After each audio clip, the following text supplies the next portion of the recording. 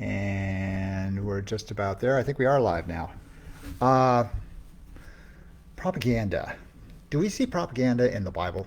And, years ago, just a few years ago, I asked a question: why is there fluoride in the water? Since, I have a water business, I won't go into that right now.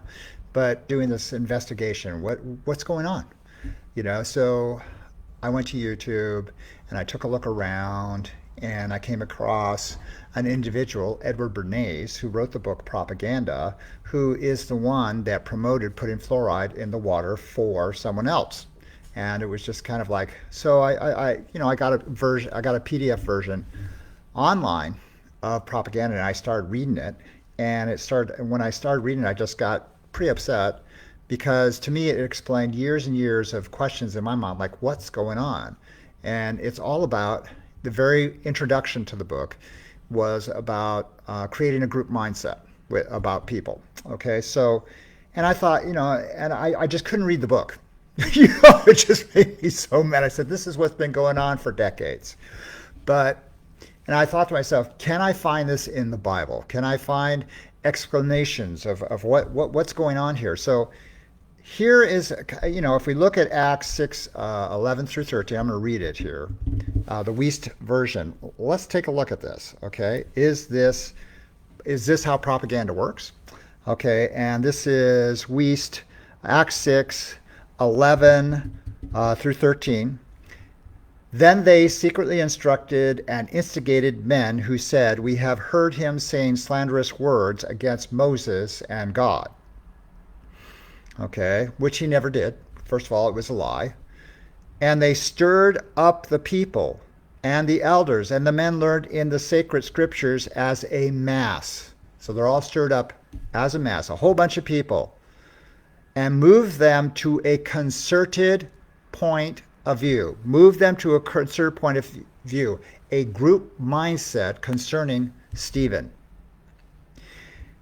And having come upon him, suddenly they seized him and brought him to the council of the Sanhedrin and presented false witnesses, saying, "This man does not cease from continually speaking words against this place, which is holy," blah, blah, blah.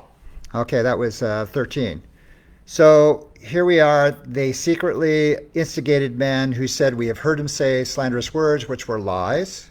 Then they pushed everybody and cited everybody to a particular point of view based upon those lies. And then when they brought them before the court, they presented false witnesses against him. And to me, this seems to be, a consistent pattern. This is not just a one-time event. This is a continual event throughout history, that this type of stuff is going. If you believe that, if you see that as an example of things that happen throughout history, then you start to understand the power of lies and propaganda. One of the things that I heard, believe it was Nancy Pelosi say that there are domestic enemies against this country, and they're on Capitol Hill, and it's just like, what are you talking about? And so, in order to understand where she's coming from, I had to build up a profile of, well, what is the group mindset that she is working under? How is she viewing this? Because it seems like another political party is viewing things from right and wrong basis, and she doesn't seem to be viewing things from a right and wrong basis. How is she viewing it, and how are people like her viewing the current political situation? I want to go into that a little bit more, but do you see here in Acts? Now, eventually, Peter's stoned. Stephen is stoned. That's not funny. Anyways, but you see in, this is the New King James Version, it says, Acts 6:8, it says, "And Stephen, full of faith and power, did great wonders and signs among the people." So here's a man who's doing amazing things. He is lied about. People are incited to a group mindset, to a concerted point of view that this guy is evil based upon lies. And then he's brought to court based upon lies and eventually killed. Does this sound familiar? Does it sound like something that's going on in the country now? Continual lies. that are going on. But anyways, I'm starting to veer off the path here. I want to talk about what I think the group mindset is in the political atmosphere right now, is in the atmosphere that we're living in. And you can believe it, not believe it, but I just take a look at it. But I'll get to that later.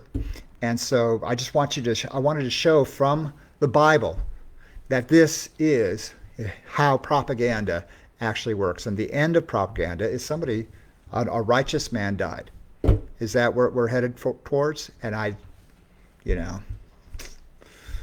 Revelation talks about what the man is going to do. He's going to move the whole world against a religion, basically. Are we seeing that taking place now?